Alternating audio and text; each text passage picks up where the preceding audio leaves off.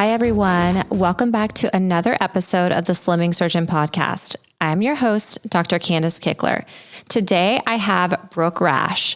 So if you've been following me on social media, you've seen that I was on Brooke's podcast, Spoiled Milk, probably a month or two ago is when it aired. But she is the host of the podcast, Spoiled Milk. It is a refreshingly raw and honest midlife survival guide for women. So with Brooke's charismatic personality and insightful discussions, she inspires women from all walks of life to defy the societal norms and become the happiest, healthiest, and hottest versions of themselves in their 40s and beyond. So Brooke is a full-time influencer for a global beauty brand, and we'll get into that today. Using her vast knowledge and expertise, she empowers women and enriches the lives of thousands of women worldwide by teaching them how to leverage social media and create sustainable income. This is going to be a really juicy conversation. But her unwavering dedication to personal growth has given thousands of women the tools to embrace their wisdom and life experiences, showing them how to live life on their own terms and be successful despite any obstacles they may face. Welcome, Brooke. Thank you for having me. I'm excited to be here. I know we were here a couple months ago recording for your podcast, and we're both very conversational. Like, let's just get to the meat of it. No frills, no fuss, like real advice and things that I think are going to help people. So on our podcast, we talked about social media, but we talked about plastic surgery. On this one, I want to talk about social media. I want to talk about MLM, the big buzzword that everybody, loves or hates. Right. And, being in your 40s, because that's become your brand and kind of your identity and how you've kind of became successful. Yes. Well, that's where I'm at right now. Currently. But they say you are most equipped to help the person that you are or were. So your experiences are guiding people, whether or not, you enjoy them or not. Right. So what kind of inspired you to start your podcast, and kind of like, how has it evolved? Like, what was your view or like your goal with the podcast, and where are you at now?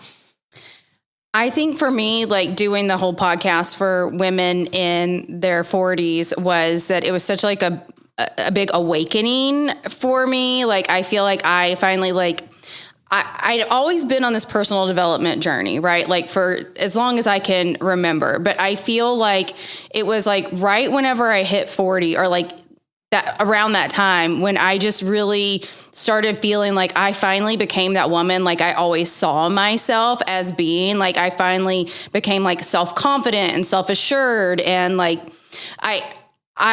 we talked about before we started about being the oldest child, and so I've always had that personality. Yeah. But I was raised by a people pleaser. So there was always that little bit of like people pleasing. And I feel like that just like went out the window, and I just like, can we cuss on the show? Yeah. Like, I just don't give a fuck. Okay. Good. I don't try to hurt people's feelings, but if it happens, like, sorry. Yeah. Right. So I think that was a lot to do with it. And then I had a health journey that I went through with dealing with autoimmune and being really sick and like having to navigate most of that stuff on my own, because I didn't really get a lot of help from the medical world. So like I really lean into holistic. I'm like crunchy-ish. I'm not like fully crunchy. Same. Right. But like, I'm not like putting avocados in my hair. Obviously I represent a hair care brand, but I'm like really mindful about ingredients because of the path that I've been down. And so I just feel like I've been given a responsibility, because I have a platform to share with women the things that have helped me along the way. And that's honestly how I've built my entire brand and my entire business, is just sharing the things that are helping me and the experiences that I've been through. So if you're listening, just go ahead and pause this episode, search for Spoiled Milk, follow her, and then come back. No, seriously, because it's really helpful. Like a lot of the things that you talk about, like the health scares where you've had to reach outside of traditional medicine, that is like uncharted territory. And you can get some crazy advice, but whether the advice you take ends up being legit or not, like hearing other people's opinions and experiences and not just going by what the textbook says, I think is super important, because we are like, every single one of us are different and we're all going to react differently to different things. So trying to see what works for you sometimes is trial and error. But if you can have someone like Brooke guiding you or saying, hey, this really worked for me, or this was really shitty for me, that I think like really just helps. For sure. It's always trial and error, 100%. Yeah. So tell me about the global beauty brand that you work for, and like when you started with them and kind of how that has evolved. So prior to doing this, it's been a little bit of an entrepreneurial journey, if you will. So I started in health coaching. I went to nutrition school, got a certification, helped people with dietary stuff for a while. And it's just really heavy. Like it is. And I didn't want to be responsible for people that had like health conditions. And so I was like, you know what I realized through that process that I was really good at, that people started coming to me for, was marketing, because I found that I just had a natural inclination for marketing. I never had any formal training or anything. I just was like pretty like intuitively good at it. And so people started coming to me for marketing. I started working with entrepreneurs, helping them with promoting like whatever they had going on. A lot of times we were doing events. My husband and I were collaborating on these things. And I was referring a lot of business to other people. I've always been a really good connector. So it goes back to that, finding something that works for you and wanting to share it. Like this podcast studio that we're in, I've referred several people because I'm like, well, yeah, it's easy. You come in, you record, you don't have to do the heavy lifting. Like if it's going to help them, like, whether or not I get a kickback or not, it doesn't matter to me. I just want to help other people. But I remember that at the end of that year, kind of like doing the math on how much money I had made and how much business I had referred out to other people. And Lord. I was a little salty. Yeah. I was a little salty because I had helped other people make over $1 million that year. And I had like just barely crossed the 6-figure mark. And that wasn't even counting our expenses. So while I was really enjoying what I did as far as the marketing aspect and social media, and I sold courses and stuff like that. I've always been organic, like not ads, like organic marketing. It was around that time that a friend approached me and she said, hey, I just found out about this new hair care company I just joined. She told me about it. And immediately I was like, it was interesting because she told me it was hair care, and I had never heard of hair care in a network marketing model before. And I knew it helped with hair loss because she told me that my husband was losing his hair. You probably wouldn't know it because you've seen my husband. He actually had a hair transplant. So I can't remember if we talked about that on your I think episode. You touched on it, and we were going to talk about it more. Totally changed his appearance. Anyhow, that's a side note. And his confidence too, right? Yeah, he looks like way younger now. Physical appearance is important in your confidence, right? And for me, that's what it's like, how you show up, right? Like when you feel good about yourself. So anyhow, I remember having this gut feeling, and I've always been one that's just been guided by my gut. I know not everyone is like that, but that's how I'm wired. And I found out on Human Design, if you know Human Design, that's like based on when I was born, that I am guided by my gut. Like it's like an in-depth astrology thing. Yeah. So I've started to do that, but I haven't like read my whole chart or whatever. Are you like a manifesting I don't remember. generator? I know I did that and like it told me, but then I don't know. It's been years and I have like a horrible memory, but I'm going to go back because I really want to know. It's really interesting. So at the same time, when she said it was MLM, I was like, I don't want to do that. Because I was kind of a hater. Like, I'm not going to lie. Because I was so into marketing, I wanted to be savvy with my marketing. And I didn't like that it was like a very much like kind of like a copy and paste like culture, on social media. Right. So this girl followed up with me for 2 months. I'm still doing my thing. She follows up with me for 2 months. She was like real persistent. And finally I was like, okay, if I don't order, this bitch is not going to leave me alone. So I feel like that's how it always starts, right? Yeah. For better or for worse, and you for better. Yeah, and that's why I always preach the follow-up, and I'm so good at follow-up because I know I'm a multi-million-dollar earner, and she's made a lot of money because she was persistent in following up with me. So I was like, okay, I can't sell anything that I don't love. Like, that's just how Bottom I am. line. Exactly. Yep. So let me just order the products and see how I like them. And I actually did not want to like them because I knew that if I did like them, I was going to have to promote them. And then that was, So for me, and it doesn't happen like this for everyone. Okay. So I will say that I'll give this disclaimer, but for me, it was a one wash wonder. Like I washed my hair and I was like, oh my gosh, this is amazing. Because previously I said I didn't use avocado on my hair, but I kind of was on that path at that point. Like I was trying like natural products and I just felt like I looked like a dirty hippie all the time. And I had kind of thought like, well, if I want to be natural and I don't want to like get cancer, right, then I'm going to have to like just not look good anymore. Right. I was in my hippie phase. When I look back at photos, I'm like, oh my God, it was pretty bad. So I was just obsessed with it. And because I'm a natural sharer, I guess I'm kind of like an accidental influencer is how it happened for me. I never set out to be an influencer. I really became an influencer before being an influencer was a thing. Before people were trying to be influencers. It just happened for me. So I just started sharing it with people and it took off and, you know, we're over $120 million in team sales worldwide since I started 7 years ago. That's incredible. I think, you know, going back to what you said about really needing to like the product and in order to push it, I think that speaks to your authenticity. And that's also probably why people connect with you because you're real and you're giving your honest feedback and you don't promote things that you don't either use yourself or do a good job.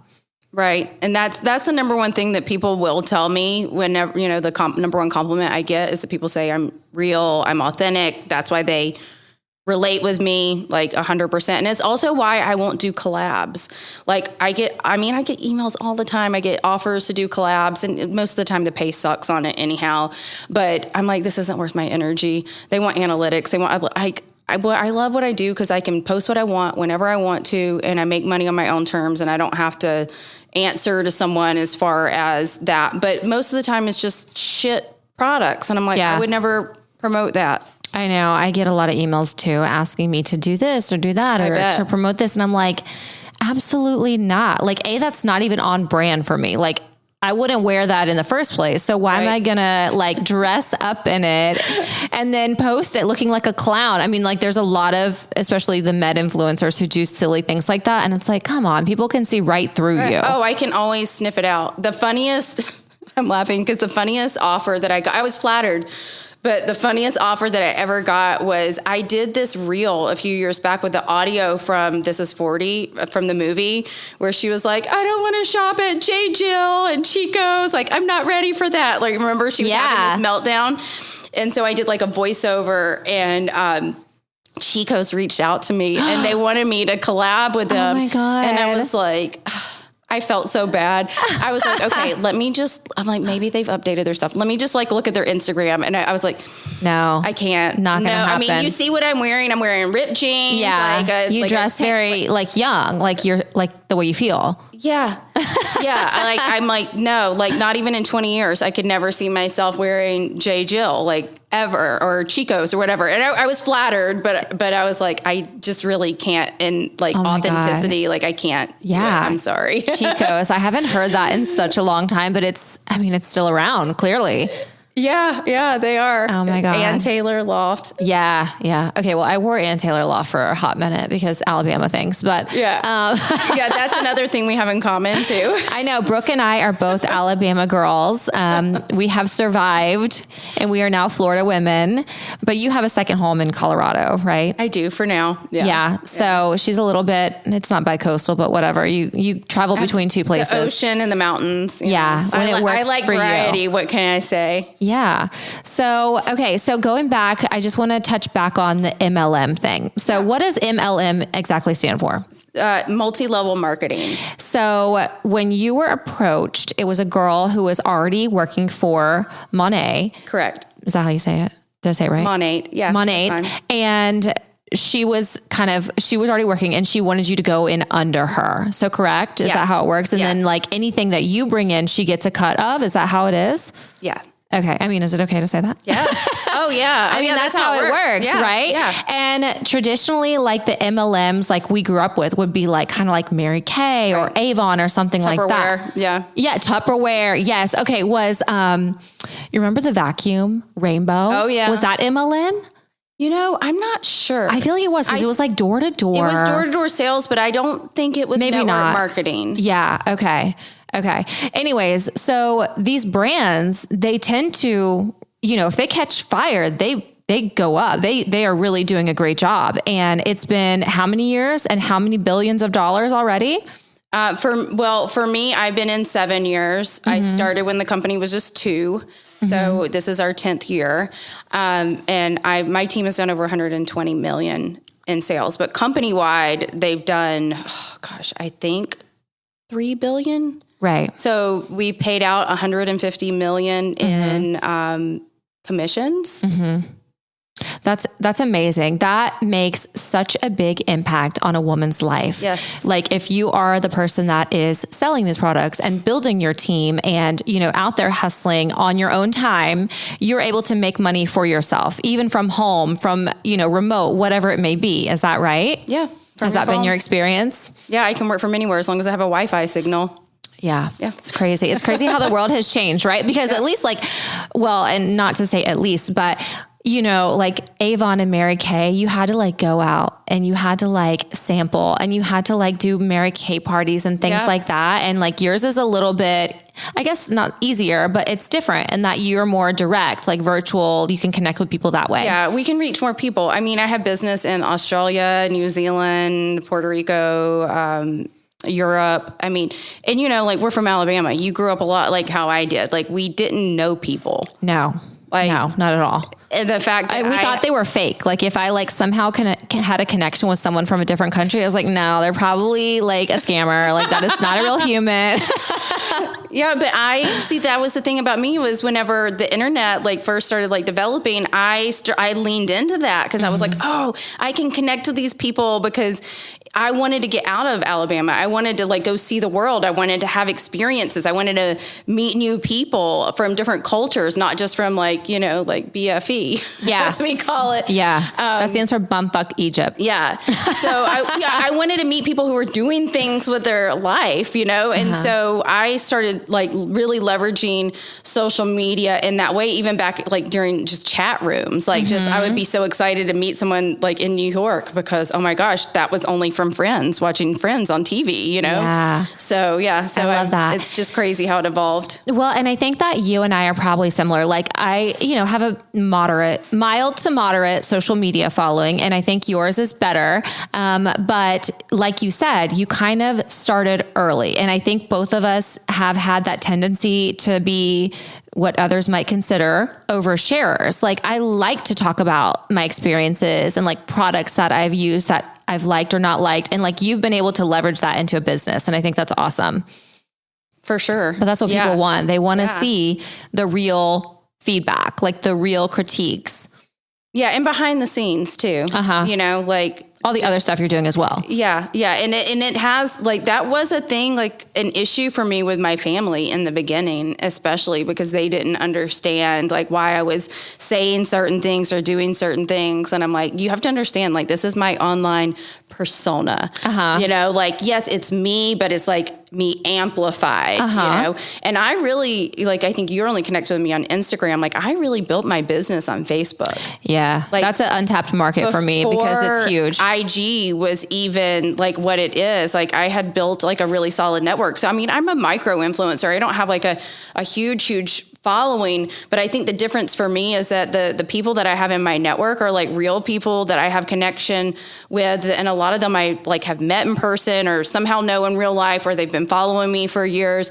They're not just like random people. I mean, people come in for sure. Right. But it's not like, oh, I had a reel go viral and like now I got all these people. It's not like that. It's just people that like, I'm very intentional in building my network. Like I'll meet someone in an airplane or whatever, or travel this place or that place and bring that person into my network. Oh, the lady who rented me my house when we were in Cabo last year. Like, oh yeah, she follows me on Instagram. So now I'm like connected with her. When I'm ready to go back to Cabo, I'm going to call her direct instead of going through Airbnb. Yeah, seriously. But that's what's fascinating about influencing today. Like the goal used to be as many followers as you could get because that somehow gave you leverage. But what companies and what statistics are showing now is that the micro influencers, the people with, you know, a certain range of followers that's not ginormous are the ones that are actually translating into sales and translating into effective marketing because your people trust you. Yes, it is. I mean, I'm glad you brought that up. It's trust because if you see a celebrity promoting a product now, you know, like Jennifer Aniston probably doesn't use Aveeno, like whatever. Yeah, no way in hell she does. Like she's not buying her shit at the grocery store. Yeah, she's bathing in La Mer or whatever that really, really, really expensive cream is. That's what it's not Aveeno.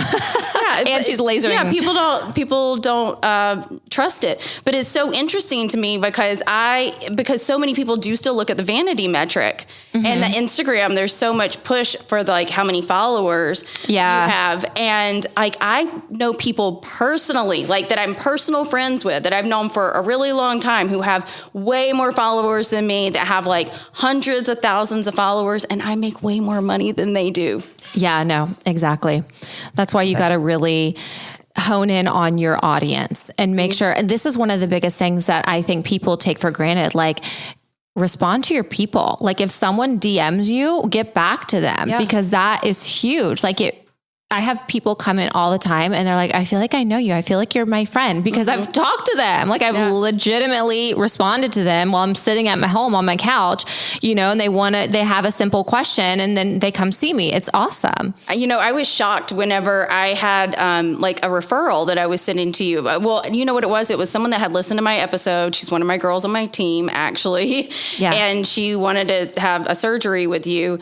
And I was like, how should I connect you or whatever? And you're like, just give her my phone number. And I was like, wait, what? Like, because most doctors don't do that. But it makes a difference when people feel like connected and like they can trust you. Exactly. And it doesn't take that much more out of your day. Like there's people who are like, oh, I can never do that. Like I actually gave a speaking, like I did a little speaking engagement last week and it was with mostly physicians and med spa owners and things. And somebody asked like, well, how do because I gave the advice to respond to the people who are messaging you on social media, like personally, don't just give them this, like, don't have it auto set up where they get this random generic response, like call 1-800 between 8 and 5, you know?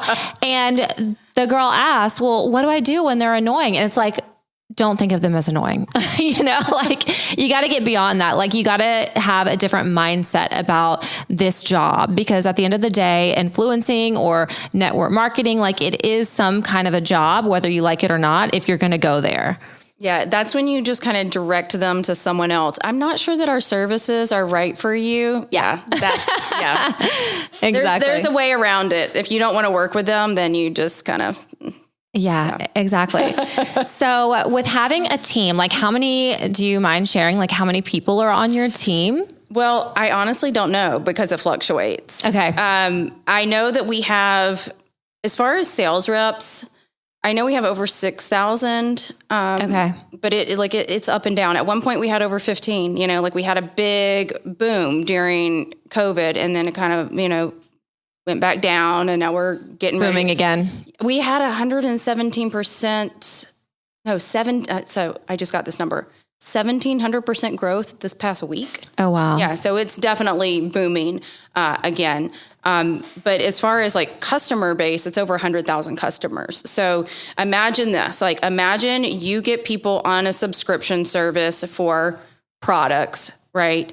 And you're not only the power about what I do is I'm not only tapping into my network because I'm not a Kardashian. I can only reach so many people, right? Mm-hmm. I told you I'm a micro influencer. I have a good network, but it's not like a Kardashian size network. Right.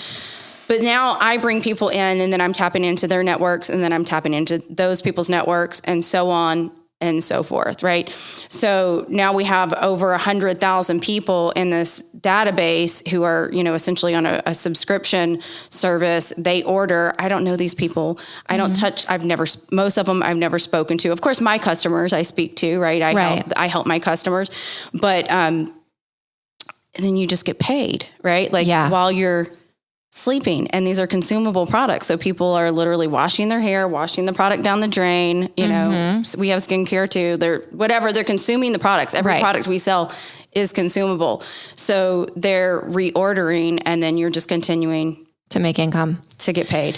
So, and I think that's important to know. It's not just shampoo. Like that's kind of where the company started, but you gifted me some of the products and I love them. Like the mascara. I was gonna ask you. I haven't even had a chance to ask you. I know. I'm just going to give you a little shout out here. So the mascara is the bomb. It's awesome. It's back ordered right now. Oh, see, that's how popular. Good it is. Yeah. But I really feel like it helped the integrity of my lashes, which was cool because, I use a lot of stuff. And I liked it.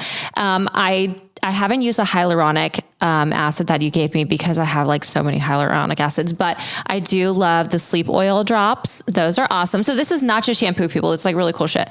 And then the other thing that I'm literally obsessed with and I keep one in my purse is the energy fizzies. Or whatever it is, that energy thing you gave me, it is game changer. Like if I'm going to go to the gym, I get one of my little packets, I put it in my water and I feel so good. And I read the ingredients. Like I looked at the label myself and I'm like, okay, this is something I would ingest. Like as a slightly crunchy physician, like I would totally take this like daily, if not more. Because I think it really works. It does. You feel good. It has adaptogens. So I'm like super caffeine sensitive and I can't do coffee. I haven't had coffee in like 5 years. I know people are like, how do you do it? I'm like, because it literally makes me like crazy. Yeah. Like I turn into like a crazy bitch. Like the way it hits my nervous system, it just like I can't do it. But the energy stick that I gave you, that's the only thing that I can handle. And it's because it has the adaptogenic herbs. Yeah. That's so interesting. And then the mascara, so you said it helped the integrity of your lashes because it has growth serum. Yeah, I saw that. It has like special ingredients in it that actually make a difference. And it's not just putting black stuff on your lashes. Like there's other things that are helping the actual hair follicle. Helping your lashes grow while you have mascara on. Right. Which is the same ingredient that's in our growth shampoo. Yeah. And then I also like the lip gloss. So I liked all of them. Good. Yay, I'm glad. I just haven't tried the one. But I think, I do want to ask you because you got in 2 years in. You said the company was there for 2 years and you had that good feeling and you went with it and it's been successful for you. I've got 2 questions to this. Would you tell someone that joining your company today is a good idea? Like, do you think it's still going to be profitable if they jump in now once it's 10 years in? Absolutely. We're just getting started. Yeah. Like we are just warming up.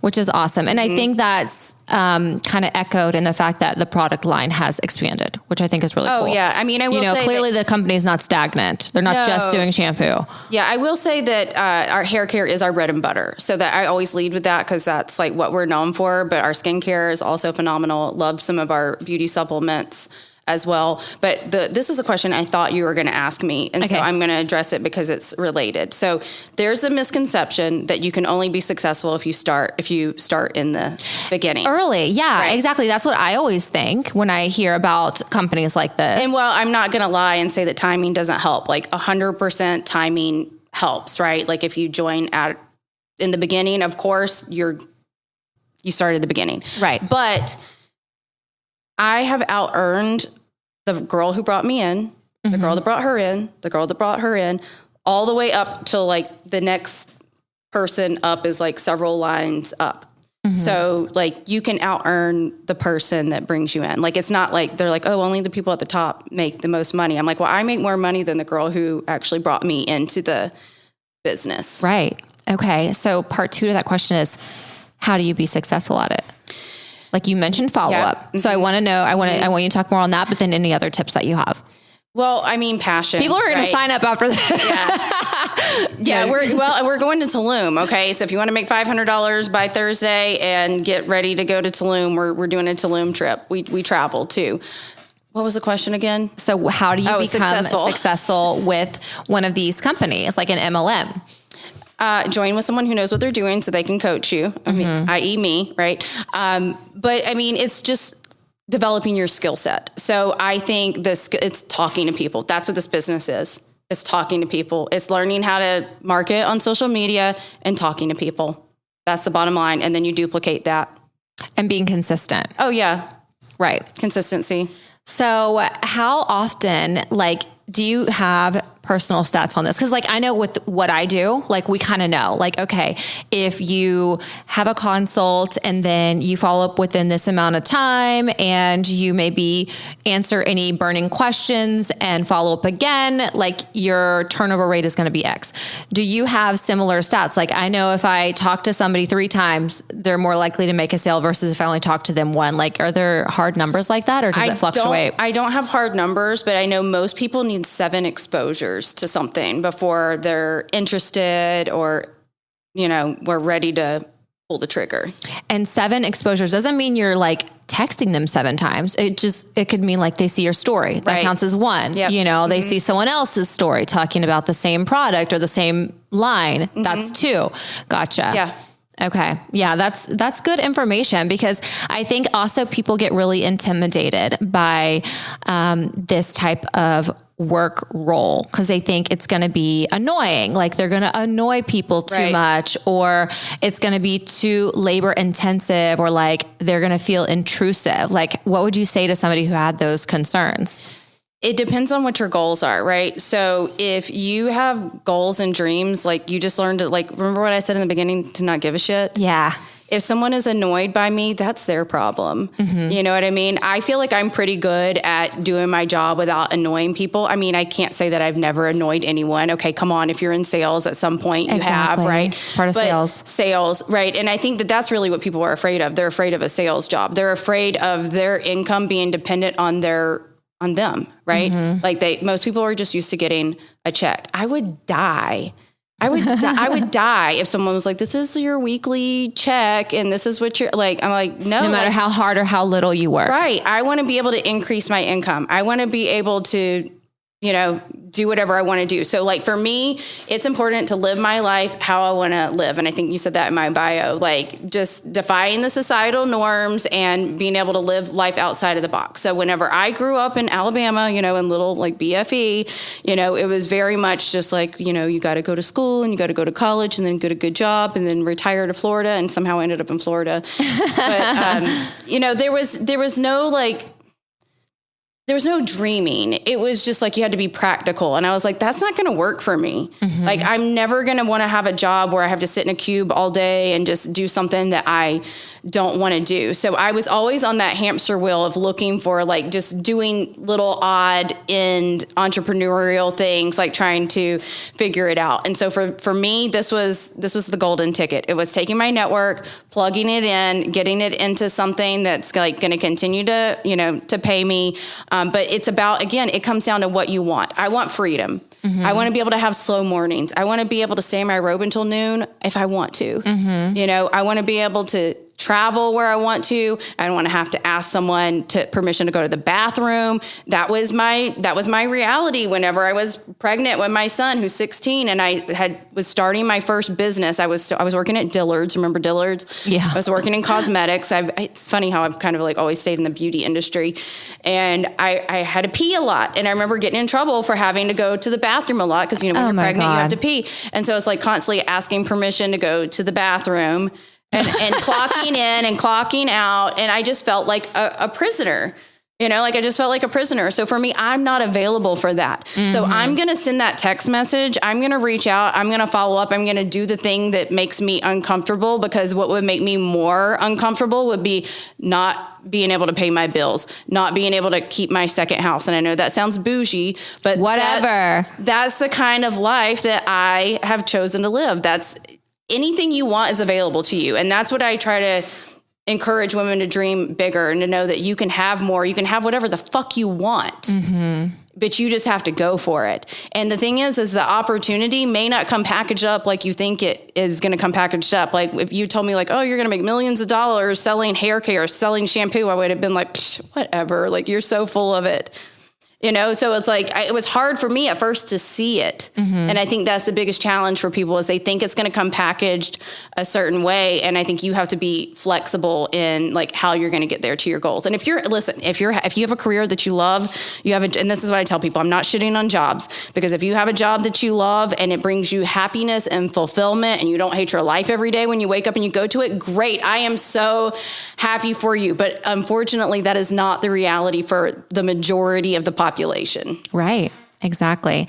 And I just love everything you just said, because I kind of embody that as well. Like, you have to go for your dreams. You have one life, one life. And if you are stuck and you are just getting by with the mediocre or below, like, what is that? Why are you doing that to yourself, but also to everyone who's watching you, which is your husband, your parents, your children, more importantly? Like, you got to set them up for success just as much as you're setting yourself up for success. Absolutely. Because it matters. So I do want to talk to you about, because this is something that has kind of come up, I think, kind of prevalent in my life lately. Like, you work with a lot of women. You're self-employed, and so you don't really have to answer to other women, but what do you do? Like, what is your mindset when you get negative criticism from other women? Because that's usually who it's from, at least in my experience. I think it used to really rock me, and I have, through this journey of life, I've had to develop some pretty thick skin. So it's not to say that nothing's ever going to upset me or hurt my feelings, but most of the time, I would say 99% of the time, the people who are criticizing you are not doing as much as you. You just have to look at where they're at. Is this someone I would trade places with? Right. Then I don't give a shit. I don't care what they have to say. And most of the time they're not living their life on purpose, and they're just ragging on you because you're going for it. And the thing is the more you put yourself out there, the more you open yourself up to criticism. The block button is fabulous. If I get like a weird DM, I'm just like immediately like, I don't even know if you're trying to be funny, but bye. Yeah. Like Exactly. I push it out of my energy field. Right. There's no space for that. No, there's not. No space for that negative energy. And I think like the reason why I asked you that is, none of my listeners are like this, but if you are someone who is taking your energy and putting someone else down, take a moment, like take a step back. Why are you doing that? Like, where is that coming from? What in yourself is not right where you feel the need to put someone else down? And then just don't do it. Don't do it. It's not right. It's not nice. It's not going to help you by any means. And if anything, it's just going to draw more negative energy towards yourself. So let's be positive people. Let's uplift each other and move forward. Yeah. Personal development is like so vital, when you're an entrepreneur or when you're just trying to improve your life in general, because that's made a world of difference for me, is understanding, like, being triggered, like being able to see other people and there's something I'm doing that's triggering them, but also being able to self-reflect. And that's like a, personal growth thing, and say, I had a reaction to this. There was something this person did that I didn't like. And maybe I was the one being the negative. Bitch. Yeah. Why was that? Like, and it's almost always there's something they're doing that's triggering you because you're not living into your full potential, or there's something that they have that you want, and maybe you're not even admitting it to yourself. Right. Exactly. Taking the time, giving some self-reflection. You may not get the answer today or tomorrow, but the more you sit back and think, like, why am I acting this way? Why am I like having these feelings? Like, it will come to you, and then hopefully it can be something that you can work on. Yeah. And I always say, like, get a therapist. I had my therapist actually in the studio a few months back, and I'm like, look, I'm sending her number to people. I'm like, Yeah. It helps. I'm telling you, it helps. It does. Cause I think, and I also am a big proponent of therapy. I think it helps to just like, even for lack of a better word, vent to someone else who's not you and not directly associated with you. Like, not your family member, not your boyfriend, not your best friend, someone who's not going to come at it with a non-objective lens. Like, just get it out there and then hopefully get some good feedback. Yeah, for sure. For sure. And I'm also a fan of doing therapies that actually create a shift, versus just, I mean, yeah, there's definitely a time and place to just vent, right? Like you just want to just vent. I feel like I had that earlier today with one of my friends on the phone, but I mean, like we're human, right? We have emotions and sometimes we just have to get it out so our head doesn't explode. But I am a really big fan of finding a good therapist that can help you with actually identifying like what's causing you to react or feel this way or whatever, is holding you back from moving forward towards your goal and shift it. And there was most of the time it was something that happened in your childhood that you don't even remember or whatever. And you probably haven't thought much about it. And but if you are on that path, sometimes you do kind of like have an idea like, oh, this is probably because of XYZ. Right. So I started seeing this lady last year that does this therapy called RRT, and it's like a rapid shift therapy. And I guess the guy that created it is like right here in West Palm. Oh, wow. So it like will help you if you have like a limiting belief or something, like they can help you like shift out of it. Nice. 'Cause I'm a results driven person. Oh, me too. Show me the numbers. Show me the money. Yeah. I'm like, let's get some results. I'm like, I don't want to just talk about it. Like I want it to change. Right. Exactly. So who is the therapist? Her name is Mary, and I can give you her. But you did an episode with her. I did. So we can listen to that too. That'll probably be really informative. Just Google RRT. Gotcha. It's Rapid Resolution Therapy. I think that's what it's short for. Do you have a favorite? I'm just going to ask you a couple more random questions and then we'll wrap it up. Do you have a favorite self-development or like self-help book that you've read throughout your journey? I think the one that comes to mind and based on what we've talked about today is called The Big Leap by Gay Hendricks. And it's like on the cover it has a goldfish jumping out of the bowl. And he dives into a couple of topics that have been so like helpful for me. And one of them was the like projection, like when someone like projects onto you and understanding that they're projecting, and then upper limiting. So this was a conversation I was having with another friend earlier today. I'm like, I told you my business is all about conversations. Yeah. And so if you find yourself in a situation where something really good happens and then now you're in a fight with your spouse or something negative starts spiraling, we have, and a lot of people aren't aware of this, we have like a threshold for happiness where we start waiting for the other shoe to drop and thinking something's bad's going to happen. So subconsciously we will create a scenario to bring us back to a place where we feel more comfortable. And once you recognize that, you can shift it. Break that mold. And I heard someone else talking about that phenomenon and they kind of looked at it as degrees. Like if you're normally at 70 and something to you happened to you and put you at 75, you're going to cool down to try to get back to 70, but you want to make your basal temperature higher, thinking about it like numbers and temperatures. Yeah.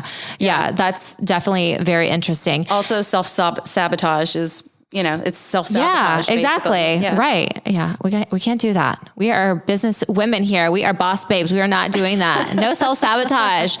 Okay. And then my other question, are there things in your day, like maybe you don't have like a morning routine? I used to have a morning routine and then I had my second baby. So like right now morning routines are out the window until we're a little more stable at home. But like, are there certain things in your day that you do that you kind of make non-negotiable or that if you do this, you're going to feel really good about your day and you're going to really like be able to push through and maximize your efforts? Yeah. So here's the thing. I am not one of those like super regimented people. My husband is. He's extremely regimented, and that's always been a trigger for me because I've wanted to be like that, but I struggle with it a little bit. I am working on getting back into my routine, actually, because I had done a lot of traveling and I had an emergency move. My life was just kind of in chaos for the last few months, which is why I haven't been in the studio since November. So I'm working on getting back into a routine, and I do feel good whenever I exercise every day, and whenever I write down my goals and I do my meditation. Yeah. Because meditation helps me to clear my mind. It helps with my visualization, and I manifest stuff a lot faster when I do that. And then I find myself getting frustrated, and then I'm like, oh, it's because I'm not like doing my thing. Like I gotta, like, cause you and I, it's like our minds just go like 90 to nothing. And it's like, you really do have to be intentional about having that downtime. And sometimes it's just honestly just in the shower. and I'll say my affirmations to myself, like, or my goals, like out loud. I'll verbalize them while the water is like hitting my face, because it's more powerful like that. They said water is a conductor. Really? You can manifest faster in the water. Okay, good to know. I'm going to be manifesting the shower like crazy now. I love that. That's a great tip. I'm kind of the same, that I like to write things down. Like, I love to see on paper even if it's just for the day, what I want to accomplish, but more so like in the long term, like, this is what I want to do. This is where I want to be. Like, for this podcast, these are the people I want to have on here. Like, these are the conversations that I want to have, because I feel like people need to hear them. So writing down for me is a big thing, but I should do more out loud. We're talking. Yeah, because it's even in the car by myself. It's even biblical, right? Yeah. Like, it's like, just speak the word. Like, that's what that means. Like, your words have power. So what you say about yourself is true. That's why when someone starts negative self-talk to me, I'm like, stop. No, don't say that about yourself. Now you're going to shift it, and we're going to turn this into a positive. And maybe you don't believe it yet, but you're going to say it, I'm good enough and I'm smart enough, and gosh darn it, people like me. Yeah, exactly. I love that. And I'm glad that you referenced how it's biblical, because, culture today is crazy. We know that. But the things that you talked about, like manifesting and, just like having the visions, and even like the human design stuff, like, there is some biblical component to that. Like, you have to, I'm not the best person to explain it, but I have had friends who've worked with like a medium, for example, but she is a Christ-focused medium. So she uses prayer to help you do your manifesting and to help speak to God and to get it kind of into your realm. So there are ways to still be a Christian and have big dreams and get where you want to go, because that is biblical too. God wants you to be successful. 100%. And honestly, it's all the same thing. It's just in the verbiage that we use. And that was something I really struggled with a lot, because I was raised in the South, Southern Baptist. And, I had to like really wrap my mind around like how all of these things like really fit together. Yeah. Yeah. Well, we are always a work in progress. But I'm so glad that you were able to kind of share your journey and what you're doing and how people can be successful, like similarly, as you, in like a life without bars. Right. Exactly. Like a freedom and like life on your own terms. I think that's like such a good story. So, is there anything else that you want to add in before I wrap it up?